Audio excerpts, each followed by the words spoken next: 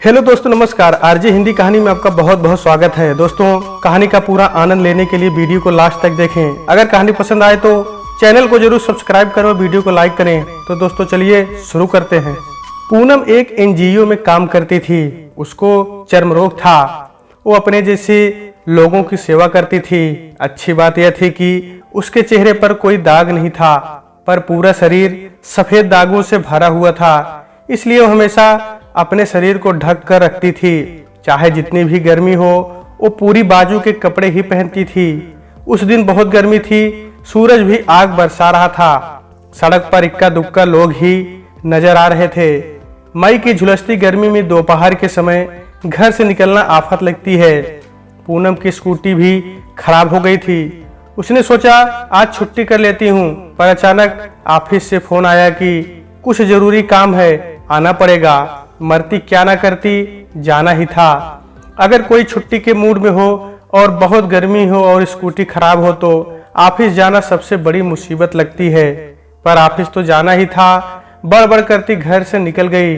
पीछे से माँ आवाजें लगा रही थी, टिफिन तो ले जा, अभी नाश्ता भी नहीं किया है। माँ की आवाज को अनसुनी करते हुए फटाफट घर से निकल गई। सड़क पर कोई रिक्शा या ऑटो नजर नहीं आ रहा था। उसे और खींच आने लगी। आज ही स्कूटी को खराब होना था। पानी की बोतल भी नहीं लाई। प्यास से गला सूख रहा है। बड़बड़ाती हुई वो चली जा रही थी। तभी एक मोटरसाइकिल उसके पास आकर रुकी। मैडम, कहाँ जाना है आपको? चलिए मैं छोड़ देता हूँ। एक तो भरी दोपहरी, ऊपर से कोई आ जा नहीं रहा था और उस आदमी ने अपना चेहरा हेलमेट से ढका हुआ था। पूनम डर गई। नहीं, मुझे कहीं नहीं जाना है भाई साहब, आप जाओ। देखिए, डरिए मत, मैं एक फौजी हूँ। इस भरी दोपहर में आपको कोई रिक्शा या ऑटो नहीं मिलेगा। आपको परेशान देखकर मैं रुक गया हूँ। आपको जहाँ जाना होगा वहाँ पहुँचा सकता हूँ, उसने हेलमेट उतारते हुए कहा। पूनम ने देखा कि वो बहुत ही सुंदर नौजवान था। उसने नीले रंग की जीन्स और लाल रंग की टी शर्ट पहनी हुई थी। वो क्लीन शेव था, शक्ल से शरीफ लग रहा था। आइए मैडम, मैं आपको छोड़ देता हूँ। वैसे भी इस दोपहर में एक कदम चलना भी मुश्किल हो रहा है। नहीं भाई साहब, मैं चली जाऊंगी, पूनम ने डरते डरते कहा। ठीक है, जैसी तुम्हारी मर्जी। वो लड़का वहां से चला गया। किसी तरह पूनम ऑफिस पहुंच ही गई। प्यास से उसका बुरा हाल हो रहा था। अपने केबिन में पहुंचकर उसने चौकीदार को पानी के लिए आवाज लगाई। दीदी, आपसे कोई मिलने आया है। चौकीदार ने कहा, ठीक है, भेजो उसे। जो अंदर आया है वो वही लड़का था जो कुछ देर पहले उससे मिला था। आप? पूनम ने हैरानी से पूछा। जी लेकिन आप यहाँ? मैं यहाँ काम करती हूँ। और आप किस लिए आए हैं? मुझे शांति आंटी ने भेजा है डोनेशन के लिए। ये लीजिए चेक। उस लड़के ने अपनी जेब से एक चेक निकालकर पूनम के सामने रख दिया। अच्छा, तो ये शांति आंटी का चेक है? हाँ, उनका फोन आया था कि वो 1-2 दिन में चेक भिजवा देंगी। उनको मेरी तरफ से धन्यवाद कहना। पर आप उनके कौन हैं? पूनम ने वैसे ही पूछ लिया। जी, वो मेरी मासी लगती हैं। बस छुट्टियां थी तो माँ को मासी से मिलवाने ले आया था। ओह, आपने अपना नाम नहीं बताया। आपने पूछा ही नहीं। वैसे मैं अजय और आप? मैं पूनम। बहुत सुंदर नाम है। ये नाम ज्यादा प्रचलित नहीं है। पूनम की ऐसी तारीफ पहले किसी ने नहीं की थी। वो थोड़ा शर्मा गई। जी धन्यवाद। नहीं, मैं सच कह रहा हूँ। वैसे मैंने आपको लिफ्ट भी देनी चाहिए थी, पर आपने ली ही नहीं। क्या मेरे चेहरे पर लिखा है कि मैं कोई बदमाश हूँ? आपके चेहरे पर यह भी तो नहीं लिखा कि आप शरीफ हो। मैं कैसे आपसे लिफ्ट ले लेती? मैं तो आपको जानती भी नहीं। शायद आप ठीक ही कह रही हैं। हम किसी अजनबी पर कैसे विश्वास कर सकते हैं? पर अब तो हम दोस्त हैं। दोस्त? इतनी जल्दी? दोस्त बनने में कितना समय लगता है? फिर दोस्ती पक्की। अजय ने अपना हाथ आगे बढ़ा दिया। पूनम ने हाथ जोड़ दिए। वो किसी से भी हाथ नहीं मिलाती थी, अभी भी नहीं। बड़े ही मुलायम शब्दों में उसने कहा, तो फिर कब? क्या मैं शक्ल से इतना बुरा लगता हूँ कि आप मुझसे हाथ भी नहीं मिला सकती? नहीं नहीं, ऐसा नहीं है। पूनम सकुचा गई। उसे याद आने लगा जब वो बचपन में किसी से हाथ मिलाती थी तो लोग उससे हाथ नहीं मिलाते थे। उसकी सहेलियां भी उसके हाथ से कुछ लेकर नहीं खाती थी। धीरे धीरे उसकी सहेलियां कम होने लगी थी। वो स्वयं भी अकेली रहना शुरू हो गई थी। पहले उसके बदन पर कम दाग थे, पर जैसे जैसे वो बड़ी हो रही थी उसके शरीर के दाग भी बढ़ रहे थे। ये तो अच्छा था कि उसके चेहरे पर कोई दाग नहीं था, वरना वो घर से भी नहीं निकलती, क्योंकि वो बहुत ही भावुक लड़की थी। क्या सोच रही है मैडम? आपको अगर घर वापस जाना है तो बंदा हाजिर है, आपको घर छोड़ देगा। अजय ने उसकी सोच पर रोक लगा दी। नहीं, आप जाइए, मुझे अभी समय लगेगा, मैं आपका इंतजार कर सकता हूँ, थोड़ी देर इधर उधर घूम लेता हूँ, फिर आपको ले जाऊंगा। अजय किसी भी तरह उसका पीछा नहीं छोड़ रहा था। अब पूनम थोड़ी कठोर हो गई। एक बार कह दिया ना कि मुझे समय लगेगा, ठीक है चला जाता हूँ, गुस्सा मत होइए। दरअसल मैं यहाँ किसी को नहीं जानता, इसलिए आपसे दोस्ती करना चाहता था, पर अगर आप गुस्सा हो रही हैं तो मैं चला जाता हूँ। अजय के चेहरे पर मायूसी छा गई थी। शायद तुमने मेरे हाथ नहीं देखे, वरना तुम भी मुझसे बात करना पसंद नहीं करते। पूनम ने सोचा। अजय वहां से चला गया। दूसरे दिन सुबह जब पूनम दफ्तर जाने के लिए निकली तो अजय पहले से ही वहां खड़ा था। आज आपकी स्कूटी ठीक हो गई? जी, पूनम ने छोटा सा जवाब दिया। आज तो मेरा लिफ्ट देने का मौका बिल्कुल खत्म हो गया है। ये सुनकर पूनम हंस पड़ी। आपकी हंसी कितनी अच्छी है, आप हंसने में इतनी कंजूसी क्यों करती हैं? ये सुनकर पूनम उदास हो गई। अरे अरे, मैं आपको उदास नहीं करना चाहता, आप जाइए। पूरा दिन पूनम के कानों में अजय की आवाज गूंज रही थी। ना चाहते हुए भी उसके होठों पर मुस्कान आ जाती थी। शाम को जब वो वापस आई तो अजय उसका इंतजार कर रहा था। आज देर नहीं कर दी आपने? अजय जैसे उससे बात करने का मौका ढूंढ रहा था। नहीं तो मैं तो रोज इसी समय ही आती हूँ। ओह, तो फिर मैं ही जल्दी आ गया हूँगा। पता है 1 घंटे से आपका इंतजार कर रहा हूँ। क्यों? पूनम ने एक साधारण सा प्रश्न पूछा। आपसे मिलने के लिए, अजय ने बगैर किसी लाग लपेट के कहा। तीसरे दिन भी सुबह अजय पूनम का इंतजार कर रहा था। ऐसे ही कुछ न कुछ बोल रहा था। शाम को भी वो वहीं खड़ा था। पूनम ने घर जाकर सोचा कि कल वो जल्दी घर से निकल जाएगी, पर चौथे दिन भी वो वहीं खड़ा था। मुझे पता था कि आज आप जल्दी निकल जाएंगी। वो कैसे? बस मेरे दिल ने कहा था कि आज जल्दी आ जाऊं, मैं आ गया।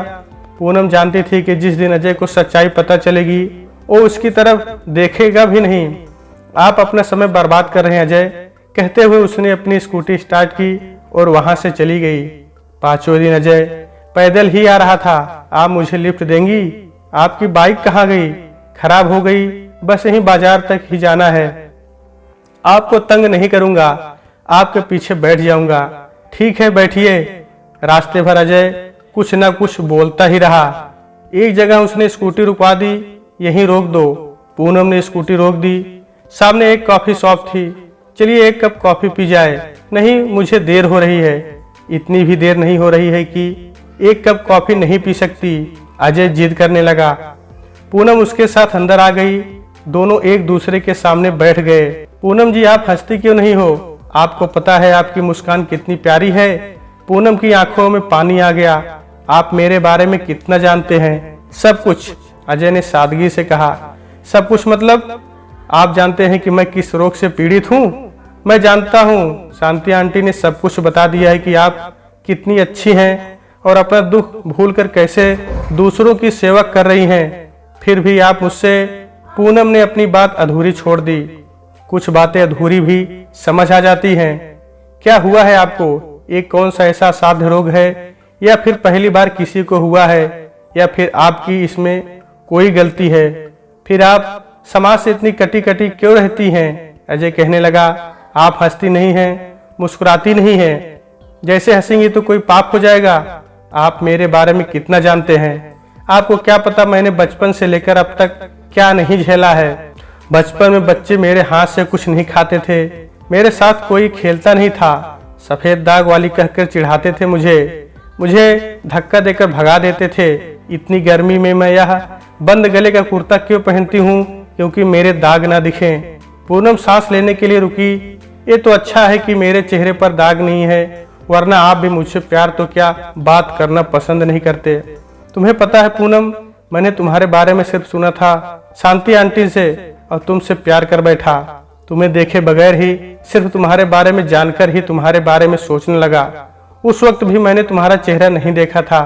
ये भी नहीं पता था कि तुम कैसी दिखती हो। मुझे नहीं पता मेरे साथ ऐसा क्यों हो रहा है, लेकिन ऐसा पहले कभी नहीं हुआ है, ये सब क्या है। और बचपन में तो ऐसा बहुत कुछ होता है जो याद रखने लायक नहीं होता। अजय चुप हो गया था। कुछ देर चुप रहकर वो फिर से कहने लगा, और तुमने इतनी गर्मी में बंद गले का कुर्ता क्यों पहनती हो? क्योंकि तुम्हारे दाग ना दिखे? लेकिन अगर दिख भी जाएंगे तो क्या फर्क पड़ेगा? आपको नहीं पता अजय, मेरा आत्मविश्वास बिल्कुल खत्म हो गया है। मैं कभी किसी पार्टी में शामिल नहीं होती, कभी किसी के घर नहीं जाती। पर क्यों? क्योंकि मुझे डर लगता है कि कोई मुझे बेइज्जत ना कर दे। पहली बात तो यह, मैं पूनम की ऐसी बातों से इज्जत की क्या आशा रखना जिन्हें किसी की भावनाओं का सम्मान करना ना आता हो। और फिर एक कौन सी ऐसी बीमारी है जो छूने से हो जाती है? क्या आप भी सिर्फ भावनाओं में बहकर ही मुझसे प्यार कर रहे हैं? क्योंकि हमें मिले तो सिर्फ 5 दिन ही हुए हैं। ठीक है, अगर तुम्हें ऐसा लगता है तो मैं तुम्हें बता देता हूँ कि परसों मैं वापस जा रहा हूँ। मेरी छुट्टी खत्म हो रही है। अगर मैं तुमसे सच्चा प्यार करता हूँ तो रोज तुम्हें फोन करूंगा, और 1 साल बाद जब मेरी दोबारा छुट्टी होगी तो हम शादी कर लेंगे। अजय ने बड़ी मासूमियत से कहा। पूनम को समझ नहीं आ रहा था कि उसके जीवन में अचानक से क्या हो रहा है। वो शर्मा भी नहीं पा रही थी, ना ही खुश हो रही थी। बस आंखें फाड़कर अजय को एकटक देखती जा रही थी। क्या हुआ पूनम, तुम मुझे ऐसे क्यों देख रही हो? तुम्हें भी तो समय चाहिए मेरे बारे में सोचने का। वैसे मेरे बारे में क्या सोच रही हो? अजय ने शरारत से पूछा। लेकिन पूनम अभी भी सकते में थी। क्या ऐसा संभव है? क्या ऐसा सिर्फ फिल्मों में नहीं होता है? क्या वो अभी हाँ कर दे? क्या 5 दिनों की जान पहचान प्यार में बदल सकती है? क्या अजय सच कह रहा है? ऐसे कितने सवाल पूनम के मन में उमड़ रहे थे, और इन सब प्रश्नों का उत्तर तो वक्त ही दे सकता था, और अजय उसे वक्त भी देने को तैयार था। कुछ बोलोगी नहीं? क्या बोलूं? कुछ समझ ही नहीं आ रहा है। अगर तुम नहीं बोलोगी तो मैं बताता हूँ। तुम कल छुट्टी लोगी और हम दोनों सारा दिन घूमेंगे। ठीक है। पूनम को अपने ऊपर ही आश्चर्य हो रहा था कि उसने हाँ कैसे की। 6ठा दिन भी ऐसे ही बीत गया। 7वें दिन अजय के जाने का समय आ गया। पूनम उदास थी, बहुत उदास। अजय ने उसके माथे पर अपना प्यार छोड़ दिया। मुझ पर विश्वास है ना? पूनम ने धीरे से अपना सर हिला दिया। अपने से भी ज्यादा। फिर मैं आसानी से जा सकता हूँ। अजय चला गया। पूनम उदास थी। दूसरे दिन ही अजय का फोन आ गया। कितनी देर तक दोनों बातें करते रहे। पूनम बहुत खुश हुई। उसके पैर जमीन पर नहीं पड़ रहे थे। ऐसे ही 6 महीने बीत गए थे। अजय का रोज फोन आता था। पूनम के दिन सोने की और रातें चांदी की हो गई थी। उसने पहली बार सपने देखने शुरू कर दिए थे। उसका मन सारा दिन नाचने का करता था। वो खुश रहने लगी थी। घर के और एनजीओ वाले भी उसकी खुशी का राज पूछने लगे थे। उस दिन अजय ने कहा, अब तो तुम्हें मुझ पर विश्वास हुआ कि नहीं? कैसी बात कर रहे हो अजय? अपने से भी ज्यादा आप पर विश्वास है। तो मैं माँ को तुम्हारे घर भेजूं? जोर से बोलो, मुझे सुनाई नहीं पड़ा। अजय मजाक करने लगा। अजय, माँ को मेरे बारे में पता है ना? उन्हें कोई आपत्ति नहीं है? कैसी बातें कर रही हो पूनम? उन्हें क्यों आपत्ति होगी? शादी मुझे करनी है। और शायद मैंने तुम्हें कभी बताया होगा कि मेरी नानी ने भी ये दर्द सहा है। नहीं, मुझे नहीं पता, लेकिन अब मैं समझ सकती हूँ कि तुम मुझसे कैसे प्यार कर बैठे। पूनम शरारत से बोलने लगी। ठीक है, मेरा मजाक मत उड़ाओ। कल शांति मासी और माँ दोनों तुम्हारे घर आ रहे हैं। पूनम को सारी रात नींद नहीं आई। वो भविष्य के सुनहरे सपने देखने लगी। दूसरे दिन अजय की अनुपस्थिति में पूनम की सगाई हो गई। यह तय हुआ कि अजय के आने के बाद दोनों की शादी हो जाएगी। अजय की छुट्टियों में सिर्फ 3 महीने रह गए थे। पूनम का एक एक दिन मुश्किल से बीत रहा था। उसे अपने आप से प्यार हो गया था। उसका आत्मविश्वास बहुत बढ़ गया था। उस दिन बारिश हो रही थी। हल्की हल्की बूंदों ने मौसम को बहुत सुहाना बना दिया था। आज सुबह से अजय का फोन नहीं आया था।